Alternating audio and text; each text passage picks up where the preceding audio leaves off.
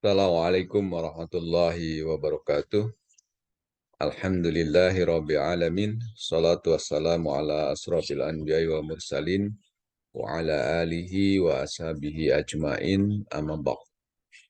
Baik, saudara-saudara sekalian, kita bertemu kembali dalam mata kuliah Sejarah Pemikiran Ekonomi Islam, yang pada pertemuan kali ini kita akan membicarakan tentang pemikiran ekonomi pada masa Rasulullah Shallallahu Alaihi Wasallam.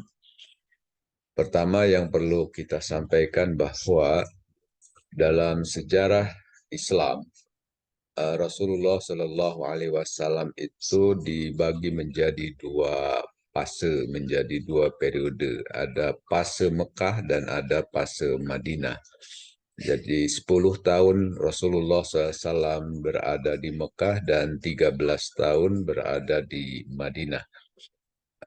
Materi atau isi dari ajaran Islam yang disampaikan oleh Rasulullah Shallallahu Alaihi Wasallam ketika berada di Mekah itu muatannya lebih banyak berbicara soal teologi, soal akidah, dan soal tauhid. Nah, karena itu maka sekalian bahwa pemikiran ekonomi yang muncul pada masa Rasulullah SAW itu tidak terjadi di Mekah, tetapi banyak terjadinya di Madinah. Karena wahyu yang diturunkan oleh Allah ketika Rasulullah SAW berada di Madinah, itu banyak persoalan-persoalan yang berkaitan dengan soal politik, ekonomi, kemudian persoalan-persoalan kemasyarakatan yang lainnya. Nah, karena itulah maka studi kita tentang pemikiran ekonomi pada masa Rasulullah SAW itu banyak terjadi ketika Rasulullah berada di Madinah dan tidak terjadi di Mekah.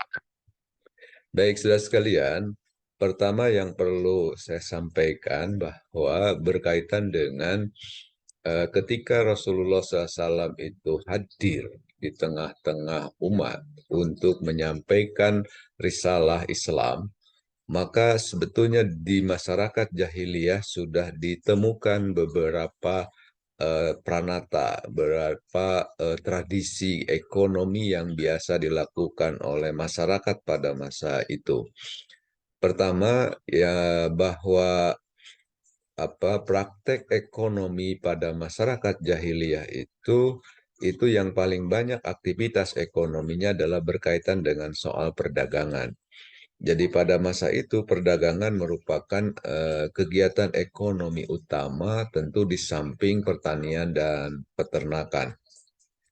Jadi pada masyarakat jahiliyah ada aktivitas ekonomi, ada tindakan ekonomi yang paling dominan yang dilakukan oleh masyarakat pada masa itu adalah perdagangan. Gitu. Sehingga dalam sejarahnya kita bisa mencatat bagaimana masyarakat Jazirah Arab melakukan transaksi perdagangan baik secara internal maupun juga terjadi secara eksternal. Bagaimana misalnya masyarakat Jazirah Arab itu melakukan transaksi ekonomi dengan masyarakat Romawi, dengan para pelaku bisnis yang ada di Persia dan lain sebagainya. Tetapi yang pasti bahwa aktivitas ekonomi yang paling dominan pada masa jahiliyah, terutama juga ketika memasuki masa Rasulullah SAW, itu adalah perdagangan. Tetapi di sisi yang lain juga ada masyarakat yang melakukan aktivitas ekonominya dalam bentuk pertanian dan peternakan. Saya kira itu yang pertama, potret yang bisa kita sampaikan berkenaan dengan praktek ekonomi yang dilakukan pada masyarakat jahiliyah. Kemudian yang kedua, bahwa pada masyarakat jahiliyah itu sudah ada tradisi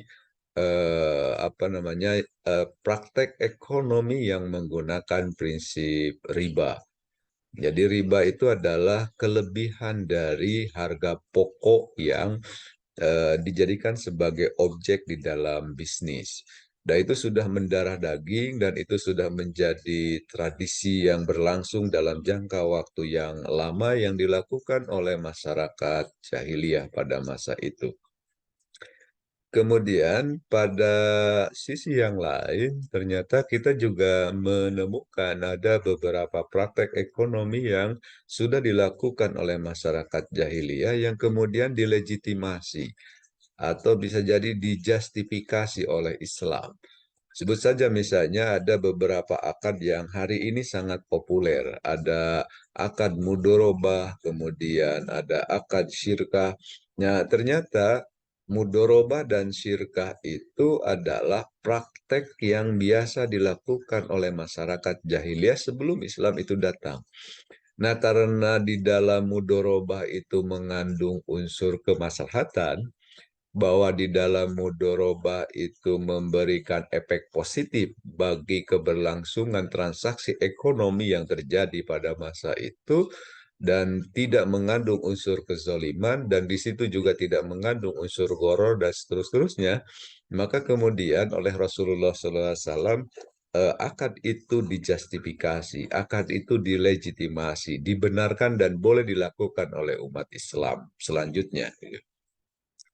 Tetapi pada saat yang lain, ternyata ditemukan pula beberapa praktek ekonomi yang dilakukan oleh masyarakat jahiliyah itu dibatalkan atau tidak dibenarkan atau dilarang oleh Islam. Sebagai contoh misalnya di dalam masyarakat jahiliyah itu ada bentuk jual beli yang disebut dengan mula masa. Mula masa itu transaksi jual beli yang diawali dengan cara menyentuh dan barang siapa yang menyentuh barang itu maka terjadilah transaksi jual beli. Dan yang kedua juga ada akad jual beli yang disebut dengan munabazah. Akad yang ini adalah akad jual beli dengan cara melempar. Jadi objek jual belinya sudah ditentukan, jumlahnya banyak, lalu nanti pihak penjual melemparkan sesuatu dan ketika sesuatu yang dilemparkan itu kena pada objek, maka itulah yang dijadikan sebagai objek di dalam transaksi jual beli. Nah, karena dipandang oleh Rasulullah dan dipandang oleh Islam di situ mengandung unsur gharar, di situ mengandung unsur ketidakpastian, di situ mengandung unsur spekulasi, bahkan bisa jadi di situ mengandung unsur maisir, maka praktek ekonomi yang dilakukan oleh masyarakat jahiliyah seperti itu kemudian dibatalkan di dalam Islam. Baik, saudara sekalian, saya kira itu beberapa praktek ekonomi yang dilakukan oleh masyarakat jahiliyah sebelum Rasulullah SAW hadir membawa risalah Islam. Kemudian berikutnya yang perlu disampaikan, pertama ada beberapa peristiwa ekonomi yang terjadi pada masa Rasulullah. Kalau yang tadi bicara praktek ekonomi yang terjadi pada masa jahiliyah, nah, kalau sekarang kita akan berbicara tentang beberapa peristiwa ekonomi penting ya yang terjadi pada masa Rasulullah SAW dan kemudian itu dijadikan sebagai dasar pijakan bagi pengembangan ekonomi yang berbasis Islam untuk selanjutnya. Pertama, bahwa pada masa Rasulullah SAW itu ada pemikiran untuk melakukan pemerataan distribusi kekayaan.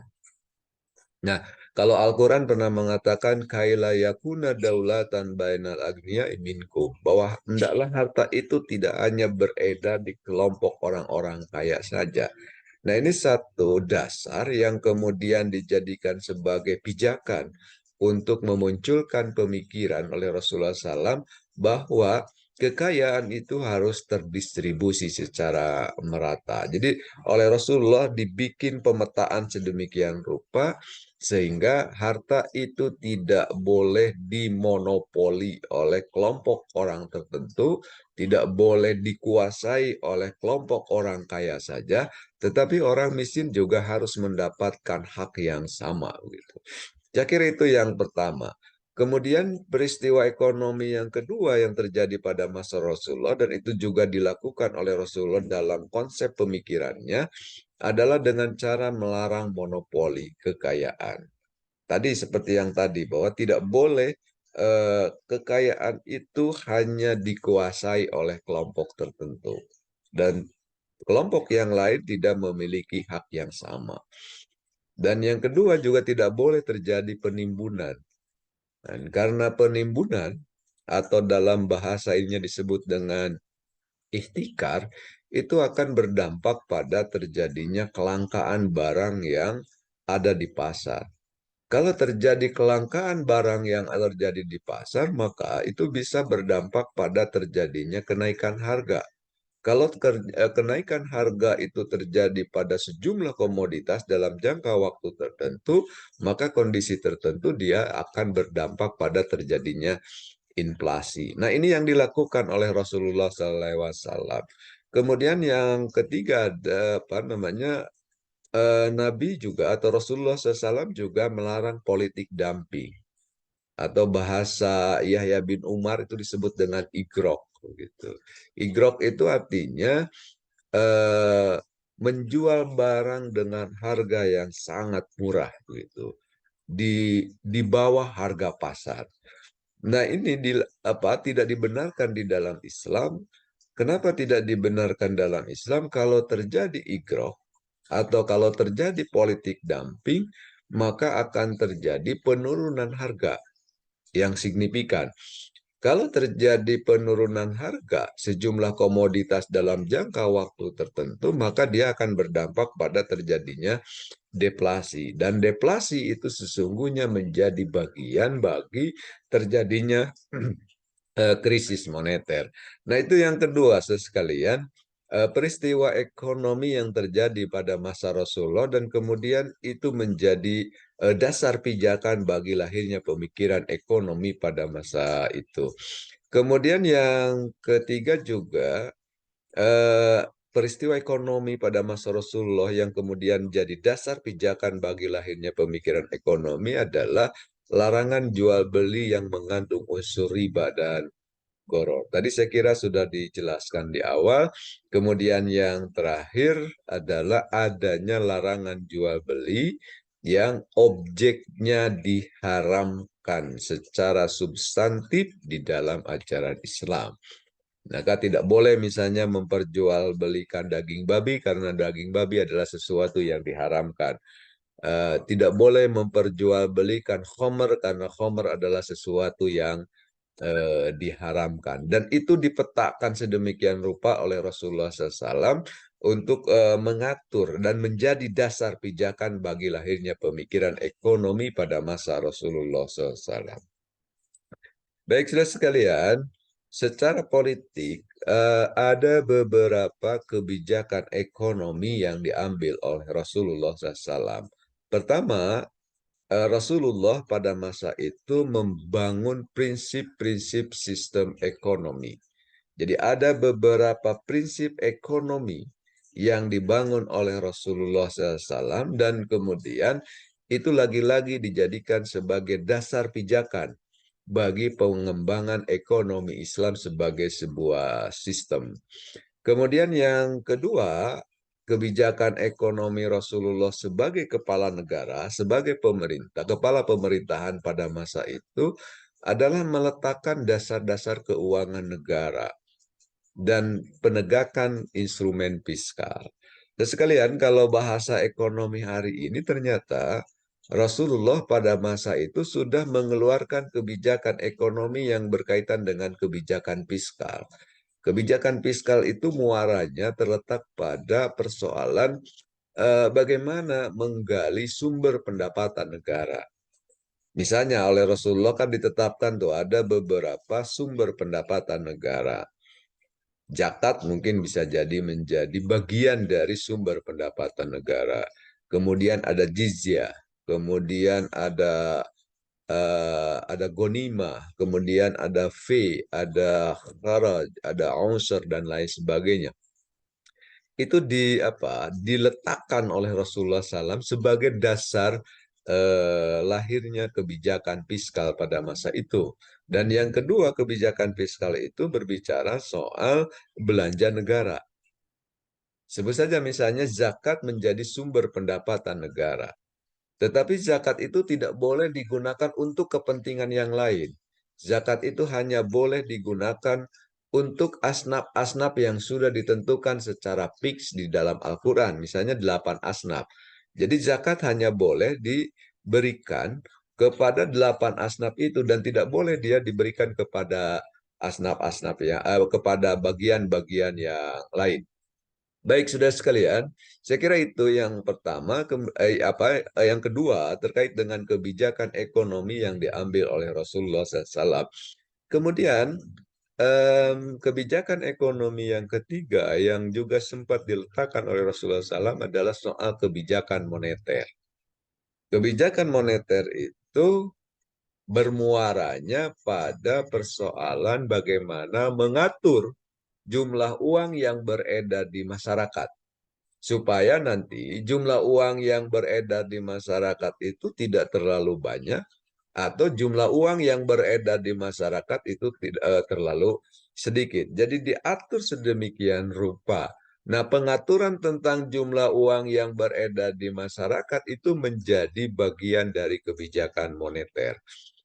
Nah, yang lain misalnya Rasulullah SAW juga sempat berbicara tentang kebijakan moneter berkenaan dengan mekanisme harga misalnya. Bahwa pemerintah tidak boleh menetapkan harga. Harga itu diserahkan kepada mekanisme pasar. Mekanisme pasar itu tergantung pada kekuatan supply and demand itu. Tergantung pada persediaan barang dan juga tergantung pada permintaan akan barang. Itu sudah diletakkan, diposisikan dan dijelaskan dan dijadikan sebagai bagian dari kebijakan ekonomi yang diambil oleh Rasulullah SAW. Kemudian, saudara sekalian, kebijakan ekonomi lain yang diambil oleh Rasulullah itu adalah dengan cara menetapkan beberapa peranata atau institusi ekonomi. Sebut saja misalnya pada masa Nabi itu sudah dibentuk Baitul Mal. Nah, Baitul Mal pada masa Nabi itu diposisikan sebagai kas pembendaharaan negara. Mengatur mekanisme keuangan negara itu sepenuhnya berada di Baitul Mal yang sudah didirikan oleh Rasulullah SAW. Yang kedua misalnya pada masa Nabi juga sudah muncul Hizbah. Hizbah itu satu institusi yang bertugas untuk mengawasi pasar agar tidak terjadi kecurangan di pasar, agar mekanisme harga berlangsung secara normal dan seterusnya. Nah, semacam Baitul Mal dan Hizbah itu adalah peranata atau institusi yang dibentuk oleh Rasulullah Shallallahu Alaihi Wasallam. Saya kira itu sekalian yang berkaitan dengan kebijakan ekonomi yang diambil oleh Rasulullah Shallallahu Alaihi Wasallam. Baik, hal lain yang perlu saya sampaikan berkenaan dengan pemikiran ekonomi pada masa Rasulullah SAW itu adalah berkenaan dengan filsafat dasar pemikiran ekonomi Islam.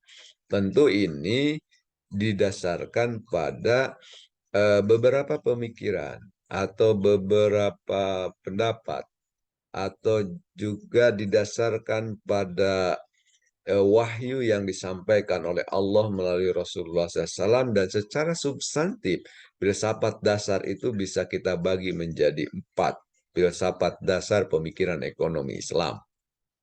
Pertama adalah tauhid. Tauhid di sini artinya bahwa persoalan ekonomi merupakan bagian yang bagian yang integral gitu ya dari Islam secara keseluruhan, dan kemudian perilaku ekonomi yang dilakukan oleh umat Islam, oleh kita semua itu harus didasarkan pada nilai-nilai tauhid. Sebut saja misalnya apa yang dilakukan oleh seorang entrepreneur di dalam menjalankan bisnisnya, maka dia harus meyakini bahwa semua apa yang dilakukannya itu diawasi oleh Allah. Kenapa? Karena tadi bahwa Allah selalu mengawasi, bahwa Allah selalu berada di sekitar kita. Maka filsafat dasar perilaku ekonomi atau filsafat dasar pemikiran ekonomi Islam itu harus didasarkan pada tauhid tadi. Kemudian yang kedua adalah filsafat dasar pemikiran ekonomi Islam itu adalah khilafah. Bahwa harus diyakini bahwa hadirnya manusia ke muka bumi itu sebagai khalifatullah fil ard. Dia punya tugas dan punya fungsi untuk memakmurkan bumi ini. Karena itu menjadi dasar pijakan kita ketika mengembangkan pemikiran ekonomi itu. Jadi manusia diberikan kewenangan untuk mengelola bumi ini, manusia diberikan keleluasan untuk menguasai, mengatur, dan kemudian memberdayakan potensi-potensi yang ada di muka bumi ini. Nah, itu menjadi filsafat dasar di dalam pengembangan pemikiran ekonomi Islam. Nah, kemudian yang ketiga adalah filsafat dasarnya itu adalah free will. Ada kebebasan untuk melakukan apapun. Nah, jadi manusia, umat Islam, kita semua diberikan kebebasan untuk melakukan aktivitas. Nah, yang tentu saja bahwa nanti bagaimana hasilnya dari aktivitas ekonomi yang dilakukan itu diserahkan kepada Allah Subhanahu wa Ta'ala. Saya kira itulah yang disebut dengan konsep tawakal.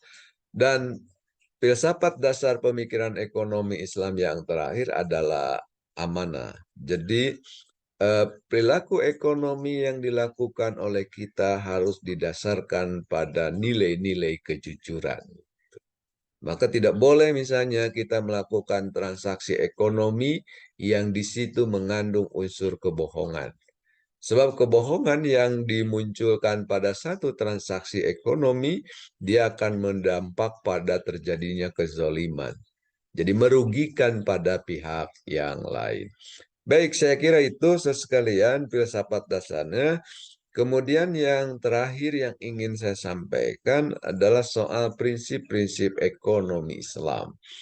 Ada beberapa prinsip-prinsip ekonomi yang dibangun oleh Rasulullah SAW yang secara substantif kita bisa menangkapnya menjadi 3 prinsip utama. Pertama adalah prinsip pertengahan. Pertengahan yang dimaksud di sini bisa berarti tawasud. Tawasud itu artinya tidak terlalu berlebih-lebihan dan juga tidak kekurangan. Jadi Islam mengajarkan kepada kita atau Rasulullah SAW mengajarkan kepada kita bahwa di dalam melakukan aktivitas ekonomi dan di dalam meraih kekayaan yang kita lakukan itu, maka jangan berlebih-lebihan, tetapi pada saat yang sama juga tidak boleh kekurangan. Kemudian prinsip pertengahan ini bisa dimaknai dengan tawazun. Tawazun itu ada keseimbangan. Keseimbangan misalnya keseimbangan antara urusan dunia dan urusan akhirat.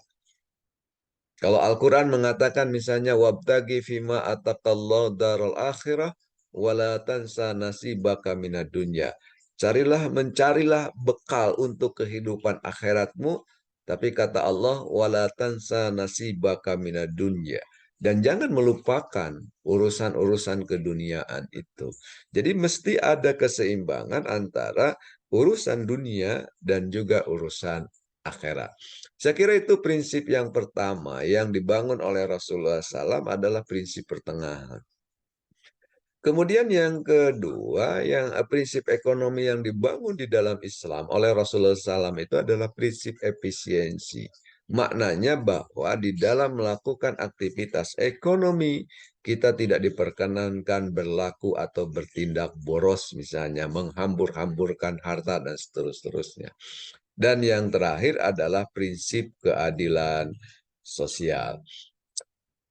Maknanya prinsip keadilan sosial bahwa di dalam Islam diajarkan oleh Rasulullah SAW kepada kita bahwa keberhasilan ekonomi, kesuksesan ekonomi itu tidak hanya diorientasikan untuk memenuhi kepentingan individu semata, tetapi juga di dalam Islam diajarkan bahwa kesuksesan itu harus berimplikasi kepada pihak lain. Harus memiliki implikasi kepada masyarakat luas. Sebab kalau misalnya perilaku ekonomi yang dilakukan oleh umat Islam itu hanya untuk diorientasikan untuk kepentingan individu semata, maka nanti akan tercipta suasana keadaan masyarakat yang kaya makin kaya, yang miskin makin miskin, sehingga terjadi jarak antara orang kaya dengan miskin. Dan Islam tidak menghendaki itu. Di dalam Islam harus tercipta keadilan sosial. Nah, karena itulah saudara sekalian, bahwa di dalam Islam itu diajarkan, di satu sisi kita diwajibkan untuk mencari harta sebanyak-banyaknya, tetapi pada sisi yang lain, Islam juga mengajarkan melalui Rasulullah SAW agar kita menunaikan kewajiban-kewajiban sosialnya. Sebut saja misalnya kalau harta yang kita peroleh itu sudah sampai pada nisab untuk mengeluarkan zakat, maka keluarkanlah zakatnya. Dan kita juga disunahkan oleh Rasulullah SAW untuk mengeluarkan infak, untuk mengeluarkan sodako. Zakat, infak, dan sodako itu merupakan pranata yang diciptakan oleh Allah, yang diajarkan melalui Rasulullah, dan kemudian dibentuk oleh Rasulullah, itu menjadi pranata yang bisa menciptakan keadilan sosial dalam kehidupan masyarakat. Baik, saudara sekalian, saya pikir itu beberapa hal yang bisa saya sampaikan terkait dengan pemikiran ekonomi yang sempat muncul pada masa Rasulullah Shallallahu Alaihi Wasallam. Terima kasih atas perhatiannya. Mohon maaf atas segala kekurangannya. Walhamdulillahirabbil alamin. Wassalamualaikum warahmatullahi wabarakatuh.